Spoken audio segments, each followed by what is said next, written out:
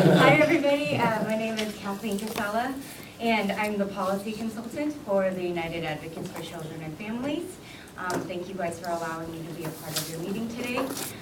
So we recently got a request from the Sacramento County Cannabis Stakeholder Committee meeting, and they would like us to participate as a parent/family seat in helping to implement Prop 64, which is a new marijuana law that's going to be implemented in January of 2018. I think it's a really good opportunity for us to be a part of the conversation and to really drive the conversation around protecting young people and how it's implemented in Sacramento County. So a little quickly about our agenda. If you're not familiar with Prop 64, I will go through a really quick, it's a really huge law, but I will try my best to kind of condense it into a really short manner. I will then talk a little bit about the regulations that safeguard minors and some of the things that they have implemented that they're going to roll out within the law. Then I will talk a little bit about supporting our local communities and the funding streams and the revenues that will come from this law. And then I will do a quick wrap up and then answer any questions that you guys might have about Prop 64. So Prop 64, how many of you guys have heard of the Adult Use of Marijuana Act? Oh, okay. So it was passed last November in 2016, and it does four things, right? One is it legalizes non-medical use of marijuana so that any adult can possess, sell, and have it on them, and then also be able to smoke in designated business areas. It regulates the non-medical marijuana business, so counties can give licenses to businesses, and then it also has like strict regulations on where to sell, and how to check IDs for minors. It also imposes taxes on marijuana, which is estimated to generate about $1 billion per year.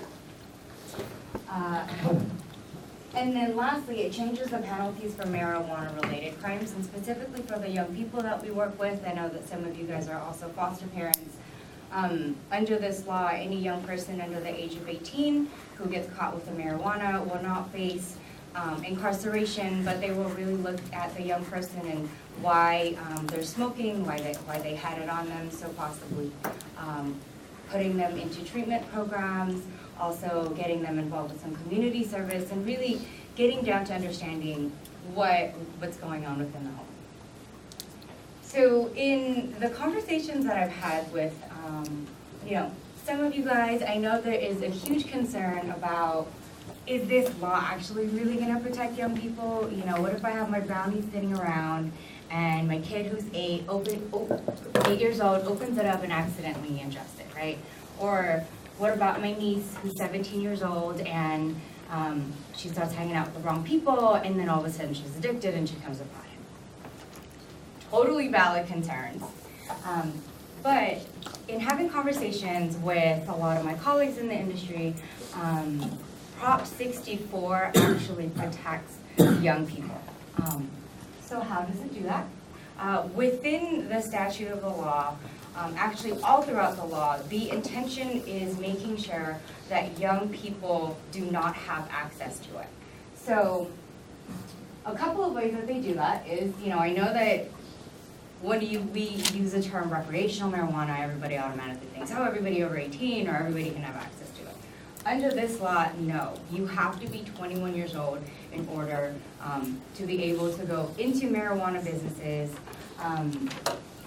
And another thing about the businesses is they have to ask for ID. And then another thing is it prohibits marketing directly to minors. Sorry guys, I'm gonna go, instead of looking back, I'm just gonna look at my notes so that I can look at all you beautiful people. So it prohibits marketing and advertising directly to minors, so which means it will not be on TV, it will not be on radio, it will not be on social media, it will not be on the billboards when you guys are driving down to Disneyland.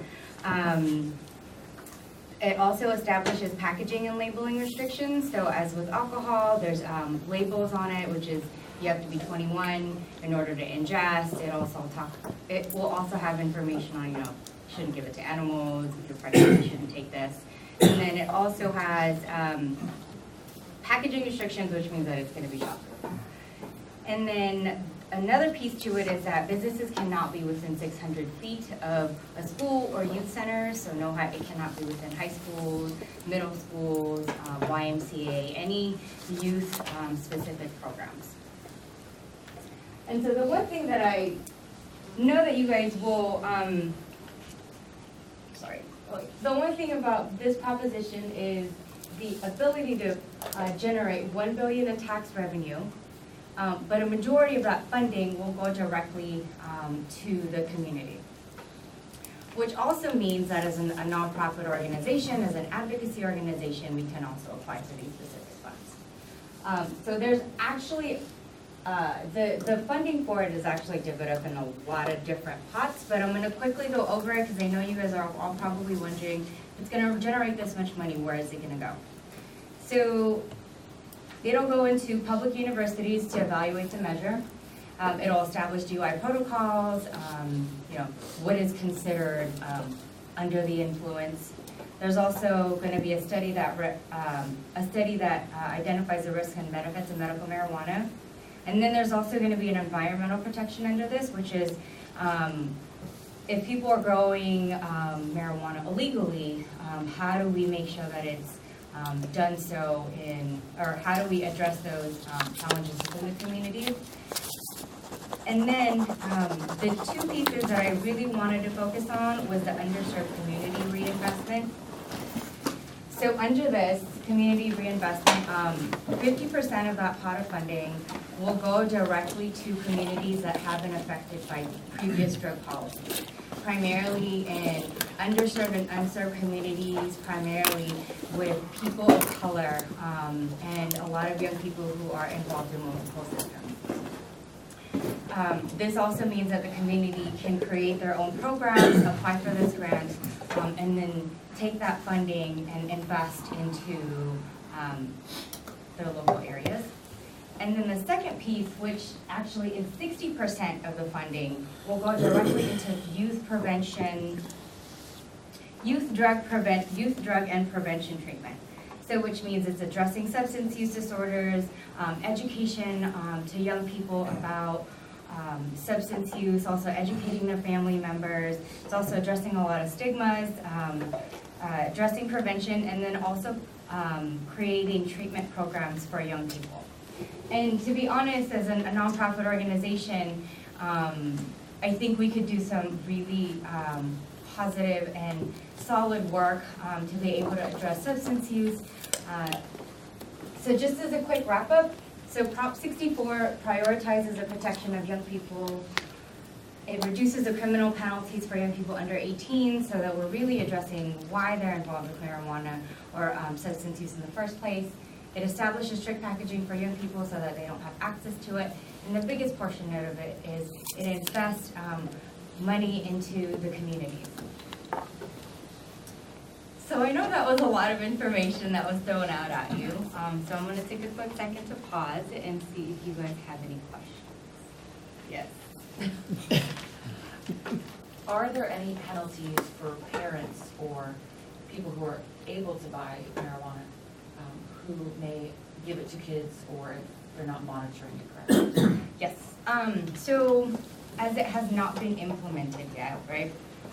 The Sac County has asked us to participate as stakeholders. The county has jurisdiction on actually adding additional laws on how parents and people who give to minors. But if you're a business, there's like strict regulations, and I think they're still trying to figure out what that would look like. But yes, there is. Any retroactive measures for those that were incarcerated prior to? Yes. So that means that, let's see. So as a consequences of legalization, as many as 6,000 prisoners serving marijuana-related sentences could walk free within the next year. And what's your position on that? That they're going to be walking free. To be honest, I do believe that people have the ability to and deserve a chance. And long term, if you get caught early on, it will follow you for the rest of your life. And sometimes some of these young people serve for longer periods of time.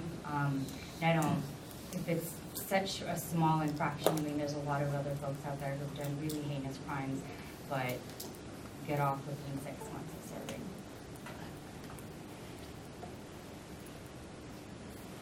Yes, You mentioned that we have an opportunity as stakeholders to kind of have a say in how this is implemented. Yeah. With the advertising or with the youth prevention methods, do we have a say in that as well? Because I know when I was younger and I saw like some of the commercials of how to make you into this blob, it's kind of unrealistic. It's not what it does, and if we try to make these things, say these things to the youth, and then we're not credible, I think that might drive them more to try things, because they're not going to believe us when we say this is bad. Yeah, and I think that really speaks to the community reinvestment piece, which is, well, actually, it speaks also to the youth prevention piece, which is communities have the ability to create programs that will address some of the main and the bigger challenges that's happening within them. So I think with that voice, I think that if we become participants of the Sac County Cannabis Stakeholder Meeting, I think that is a really valid point to bring up and see how the county could possibly address it, and also a time for us to also bring in some solutions on how we can address that. So I have concerns about the law, but the reality is that the law has been passed. And so we're in a position that we have to adjust to what the voters of California have mandated. That being said, I think it's ironic that the Sacramento agency is coming to us. You look at it as an opportunity to be part of the discussion. I look at it as an opportunity for them to try and win us over. And there's a lot of good things that are being said here, but I haven't heard any of the opposition. And I'd like for us to also express our concerns about, our genuine concerns about what this is doing to society. And that's a really valid point, and I think I can understand why you would feel like they're trying to win us over as to participate. And to be honest, that's why we're all here today, is to really discuss if we're actually going to participate, because I know that there's a lot of organizations who don't want to because of that very same reason. I think it would be, if we do decide to go, I think it would, if we could just have an open conversation and open mind going in, and then voice our concerns about what this is really doing for our community, and also just to drive where the conversation is going. And with that, I just wanted to say thank you guys so much for allowing me to speak to you guys today. I recommend that we participate as stakeholders in the Sacramento Cannabis Stakeholder Meeting as a parent voice. It will help us to guide the law. It will allow us to hold the county accountable for what the law is really doing, which is protecting young people. Well done, Kathleen. Kathleen, you know your stuff. You're fantastic. I try. Fantastic. Come on up and receive your accolades. What'd you like? What'd you do well? Yeah. Every time you talked about protecting the youth, your voice would change, which demonstrated just how much you care and your passion for what you do. Awesome. Thank you. What else did you like? Yes. So you were the first one to come over here. Yes. Yes. We were starting to feel like nobody was. Thank you. And you made a lot of eye contact with us, and obviously your whole, the way you talk and speak is just like Kat said, so passionate, but you have such a gentle way of talking that makes me feel good listening to you. Absolutely. So thank you. Absolutely. Fantastic. Thank you. Very genuine. Yes. You exude integrity, so to take a topic that is so controversial, it's a risk when you set yourself up for some heated opposition, Yeah. and you were prepared, at least the data, in my mind, if I were to oppose this, you addressed a lot of salient points in support of youth funding benefits. Awesome. Good job. Good Awesome, job. thank you. Cornell? I really like to open it very clear on who you were, why you were here, why you wanted us to listen to you, and where you were going. I love that in the opening, to your point, Cornell, where she said we received a request to be part of a conversation. That is what we hope to do, right? We hope to have dialogue about these really important issues, not create adversarials, relationships with these folks, but the reality is the law is here, so we need to have conversations on how are we going to protect youth in this environment. Excellent. Anything else that you liked? So many things, yes. Towards the end with Mary Alice's question, you were able to paraphrase it and express understanding and like, I understand your concern. For me, I was like, oh, you're listening to the questions and understanding where she was coming from. Yeah, it really shows the value, especially when someone throws in a controversial question, to be able to say, I hear what you're saying. That paraphrasing act is what, it creates a level playing ground for both parties. Yes. Time management, the presentation was 12 minutes exactly. Ah, awesome, awesome, fantastic. I love the definition up front of Prop 64. I liked the question, will this law really protect children and youth? I like the examples that you cited of what could potentially happen, a child consuming it because you have it on premise. I like the differentiation between adult, which most of us assume is 18 years of age, and 21 years of age, which is this law. Very important to remember. And then I loved the $1 billion in revenue and how that is going to be appropriated potentially. I think that that is really a very salient point there. You spent a lot of time with that slide, and there was a lot of good information that was communicated there. So overall, Kathleen, you do a great job of supporting youth with regards to this very controversial topic. That being said, we didn't hear much of the controversy in the argument. So I would have liked to have heard you address the opposition because I felt uncomfortable having to bring it up, quite frankly.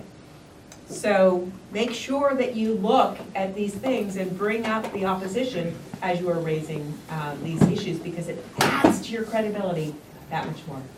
What else? Other suggestions for change? Dave? Own the space.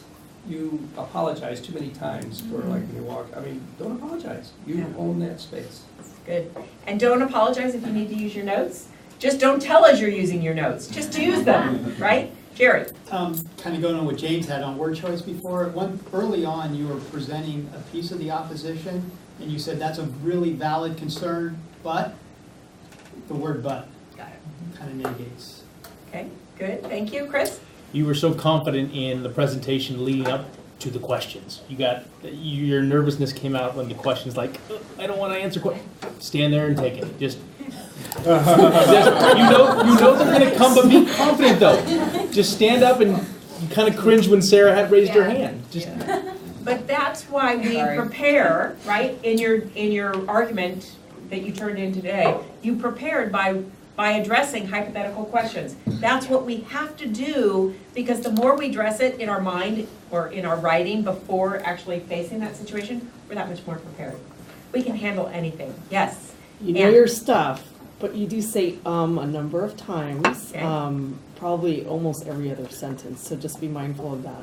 Thank you. An trick is making yourself conscious of it in the first place, and then just closing your lips, taking a breath. Okay, 2 more comments. Over here, Cornell. Kind of going back to my intro, like I say, you did a great intro, but slow it down just a little bit. As you got more comfortable, your pace was a lot better than the beginning. It was rapid fire. Thank you. And I thought I saw a hand over here. Yes, Chris? I heard you mention that at the beginning that the drugs could cause them to be addicted, and I'm not sure, but medically I understand that marijuana is an addictive thing or not. You mentioned 60%. I'm wondering, well, where's the other 40%, and how do we get it? So I was a little confused, just kind of piecing it together for me. Excellent, thank you. My last comment is on this slide. A little difficult to read from the back. I can now see what each one of these squares is representing. It's obviously taken from somewhere because it's visually appealing, right? But if we can't read it, it does us no good. Can you guys see it in the back row? Can you read what this Yes. says? Yes. You can. Environmental- Yes, it's more about I am. There with that one. Point. 60% of funding goes to youth programs. That is what is most important in this whole slide for this audience. Where is that represented here? I struggled with. Okay, but there's no big circle around this. 60% funding is going there. This is gonna help our youth. That's what I need you to say, okay? So this slide, although some people can read it and others can't, could represent a lot of us, okay? Overall, outstanding job. Thank you for raising. Really, well done. Thank you.